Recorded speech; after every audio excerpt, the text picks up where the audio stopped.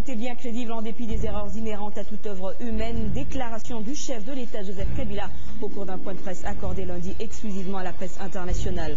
Pour Joseph Kabila, il n'y a pas de crise en RDC, tout est calme. Il gouvernera le pays tel que le peuple congolais en a décidé lors des élections.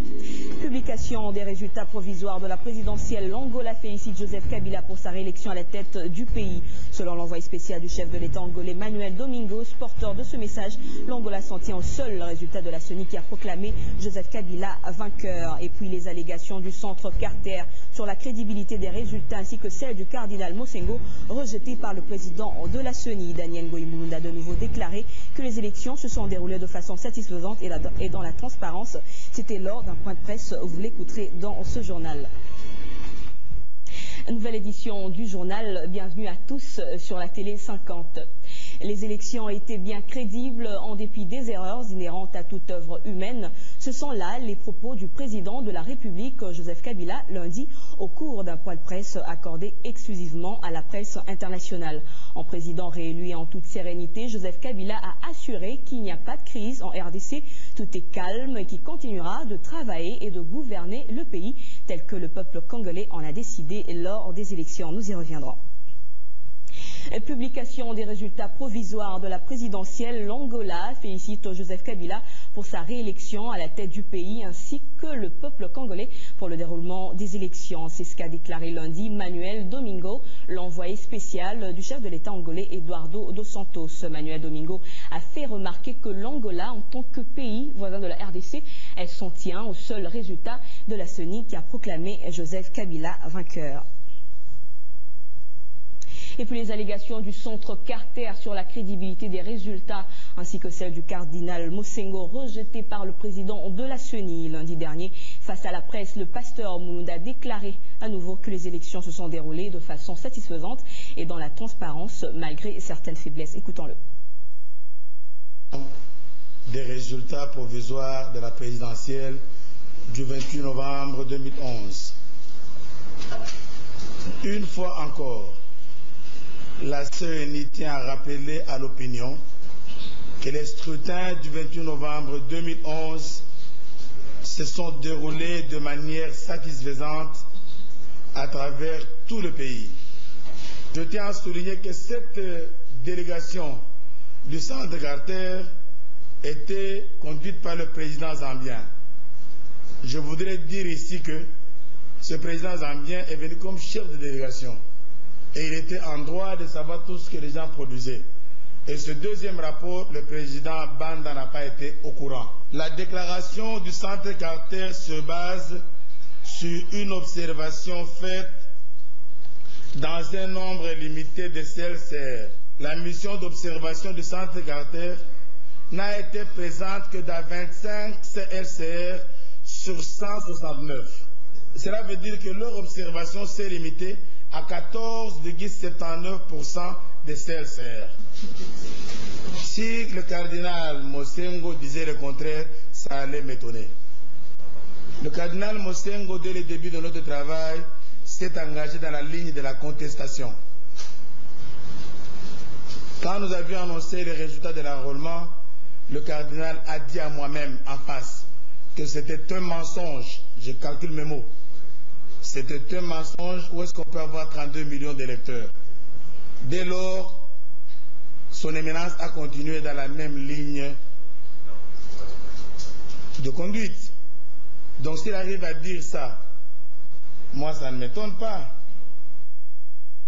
Et puis Jacques Joly, vice-président de la CENI, a aussi réagi face au rapport de la mission d'observation du centre Carter. Jacques Joly dit respecter le point de vue de cette organisation tout en fustigeant le fait que le centre Carter ait attendu la publication des résultats pour critiquer le grand travail abattu par le pouvoir organisateur des élections à RDC. Suivait. Je respecte le point de vue du centre Carter, mais je partage son analyse sur un certain nombre de prédicats qui ont été émis, n'est-ce pas, dans ces rapports. Mais une fois de plus, il est important lorsque on a des éléments tels que ceux que le centre Carter a évoqués, il faut toujours qu'on les partage avant la publication des résultats, de manière à ce que ça puisse peser dans les débats parfois internes que nous avons. c'est très bien de faire des analyses post-opératoires, mais c'est aussi le devoir des uns et des autres de nous aider à mieux apprécier les événements lorsqu'ils se passent. Les observateurs étaient sur le terrain, notamment dans les provinces citées par le centre Carter. Nous les avons approchés pour avoir des éléments explicatifs de certains nombres d'écarts. Nous n'avons pas eu des explications.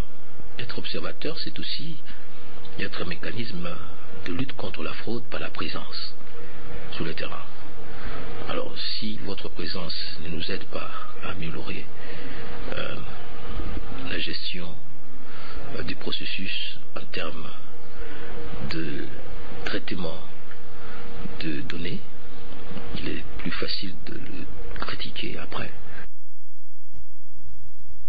Sécurité, le commissaire général de la police nationale congolaise Charles Bisengimana a visité lundi les inciviques qui ont tenté de plonger Kinshasa dans la panique et qui sont détenus dans les locaux de la Légion nationale d'intervention rapide. Le numéro 1 de la police a prévenu les détracteurs et a rassuré la population quant à leur sécurité. Suivez.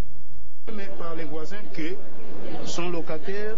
Pilleurs, délinquants et autres malfrats qui voulaient replonger Kinshasa dans la panique et la violence ont été présentés au commissaire général de la police.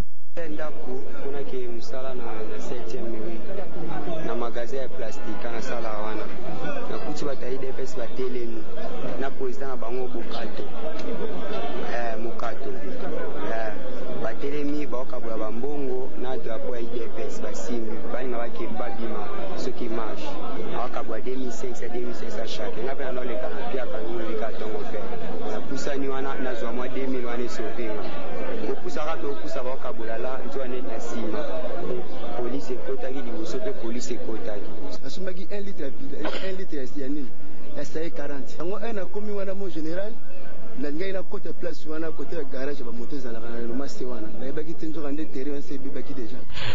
1 de la police nationale congolaise, Charles Bisengimana, a fustigé ce comportement qu'il a qualifié d'antipatriotique, qui ne pourront que freiner l'élan du développement de la RDC, et n'a pas omis de féliciter les services de la police. Et donc nous avons voulu venir voir le travail qui est fait par nos hommes et les encourager de continuer à faire ça, de traquer tous ces fauteurs de troubles comme on l'avait promis.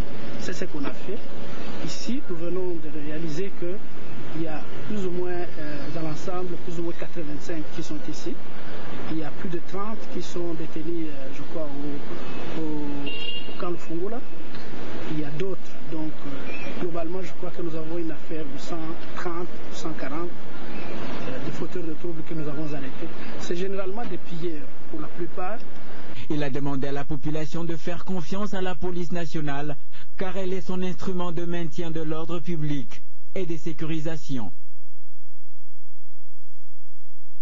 En province, les témoins des partis politiques, tant de la majorité que de l'opposition affectés dans différents bureaux de vote et centres de compilation dans la ville de Butembo, Nord Kivu, se disent satisfaits du déroulement des élections et de la publication des résultats provisoires de la présidentielle par la CENI. Ils ont déclaré lundi à la clôture des opérations de compilation à Butembo. Martial Bendelo. Les élections, les dépouillements et la compilation du scrutin du 28 novembre dernier ont connu une transparence et une crédibilité telle qu'il n'y en a jamais eu dans la ville de Butembo.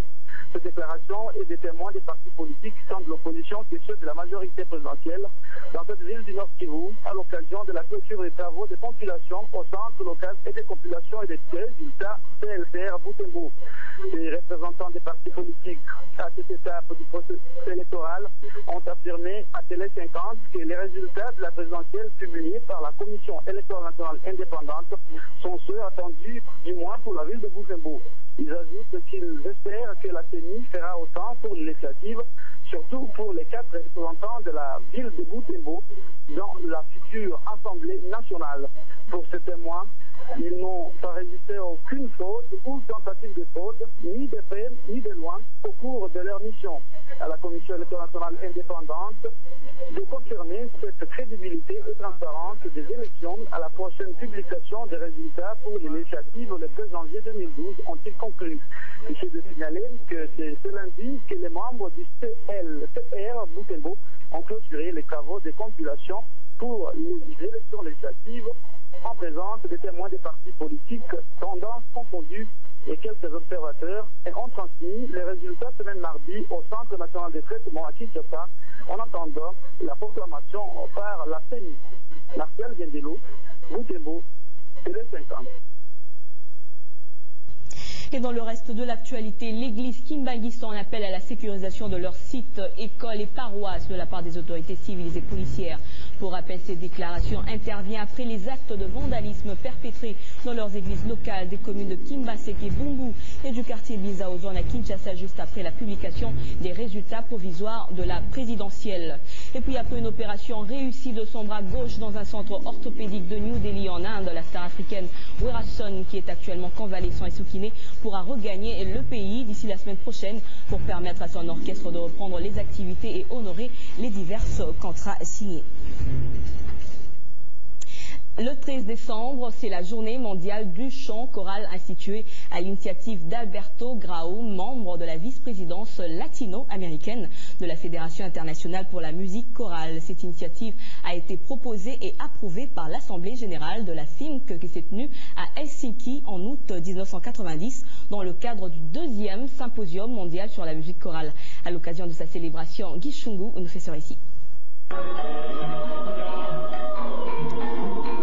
Depuis sa création en 1990, la Journée mondiale du chant choral a rassemblé dans un chant commun plus de 450 000 chanteurs venant de plus de 12 000 chœurs différents. La liste des participants est impressionnante et on peut y trouver 42 pays, dont ceux du continent africain. En 2009, cette journée a soutenu la solidarité, la paix et la compréhension entre le peuple du monde entier. Journée mondiale du chant choral, mais aussi une occasion pour tous les musiciens du monde de faire parler leur talent. La musique, qui est bien plus qu'une simple recherche de perfection absolue et de beauté relative, contribue à briser les barrières artificielles créées par les différences politiques, religieuses, raciales ou idéologiques qui séparent les humains.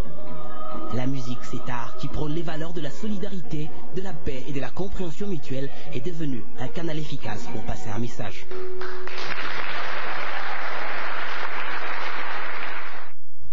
Sport pour finir, compétitions africaines de football. Les clubs congolais sont déterminés à faire mieux la saison prochaine. Sur ce, 3 des 4 représentants congolais vont affûter leurs armes à l'étranger. Pendant ce temps, la Confédération africaine de football a rendu public les différentes combinaisons de la saison 2012. Kadikoulouad.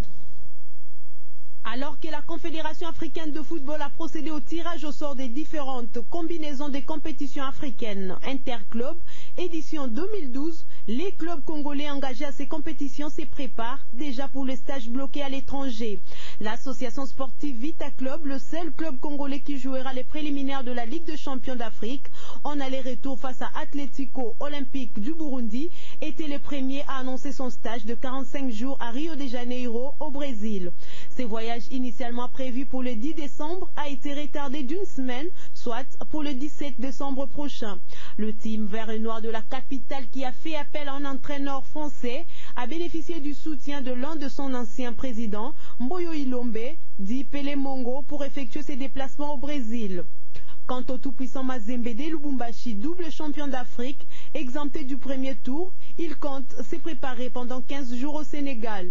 Le choix de ces pays africains par le coach Lamine Diaye a été validé par la coordination de Corbeau. Le Saint-Éloi Lupopo, qui jouera la Coupe de la Confédération africaine de football, ensemble avec l'Union sportive Chinkunku du Kasaï occidental, serait déterminé à affûter ses armes en Espagne. Reste à savoir si tous ces stages des différents représentants de la République démocratique du Congo permettront aux Congolais de relever la tête la saison prochaine en compétition africaine. Mettons totalement fin à ce journal avec ces messages de félicitations. La direction générale de la société minière de Kilomoto Sokimo présente des vives félicitations au chef de l'État, Joseph Kabila, pour sa réélection à la tête du pays après la publication des résultats provisoires par la CENI.